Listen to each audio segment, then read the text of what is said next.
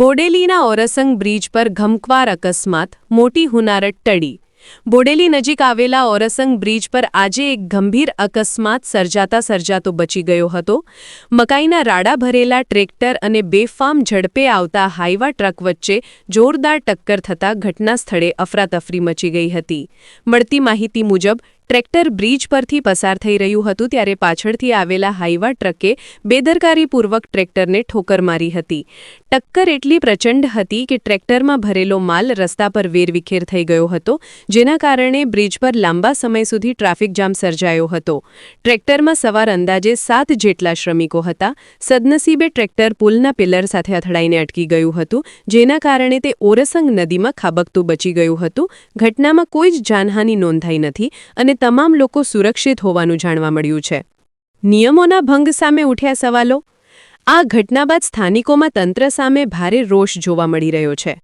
મહત્વની વાત એ છે કે ઓરસંગ બ્રિજની હાલતને ધ્યાનમાં રાખીને કલેક્ટર દ્વારા આ પુલ પરથી ભારે વાહનોની અવરજવર પર પ્રતિબંધ મૂકવામાં આવ્યો છે. તેમ છતાં રેતીના ટર્બો અને હાઈવા જેવા ભારે વાહનો બેફામ રીતે આ બ્રિજ પરથી પસાર થઈ રહ્યા હોવાના આક્ષેપો ઉઠી રહ્યા છે. સળગતા સવાલો.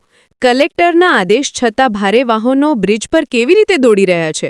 શું પોલીસ અને આરટીઓ તંત્ર આ બાબતે અજાણ છે કે મૌન સમર્થન આપી રહ્યું છે?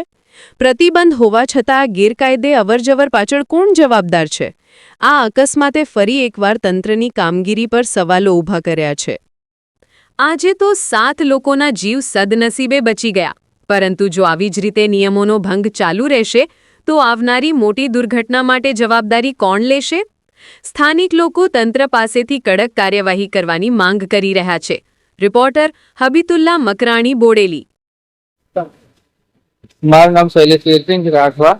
આ લોકો અમારા ગામના છે લુણાદરાથી દેવળિયા લાવવાનો હતો આ ઘાસચારો, તો આ ઓરસંગ બ્રિજ પર હાઈવે આવીને અચાનક ટકરાઈ દીધો અને આ બાજુ રેતી બી છે, રેતીના ટ્રકો, અને આ બ્રિજ પર એલાઉડ નહીં કે હેવી વાહનો, તો એ સત્તા આંકવાના મિલીભગતથી ચાલે છે, ખબર નહીં પડતી. આ બ્રિજ પર તો ભારે વાહનો બંધ જ છે છેલ્લા 2-3 વર્ષથી, પણ તોય સત્તા હજુ ચાલુ છે. ખબર નહીં કયો કોણ છે જવાબદાર, કોઈ લેવા માંગતું નહીં જવાબદારી.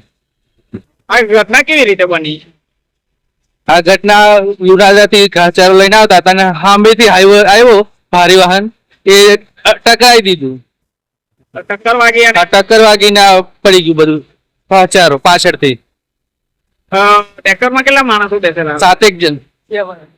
7 જણ હતા બેસેલા. શું નામ તમારું? શૈલેષ.